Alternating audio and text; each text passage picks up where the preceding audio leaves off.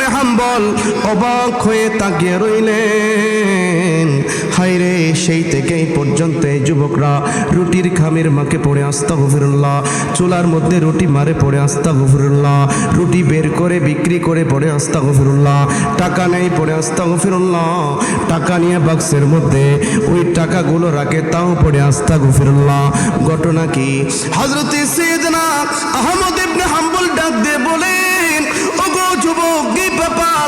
সেই থেকে পর্যন্ত আমি খেয়াল করলাম তোমার দোকানের মধ্যে যখন প্রবেশ করেছি আমি তখন থেকে খেয়াল করলাম তুমি সব সময় জবানের সাথে আস্তাগফিরুল্লাহ ইস্তেগফার লাগিয়ে রেখেছো, জবানে সব সময় পড়ছো আস্তাগফিরুল্লাহ আস্তাগফিরুল্লাহ। ঘটনা কি তুমি আমাকে একটু বলো।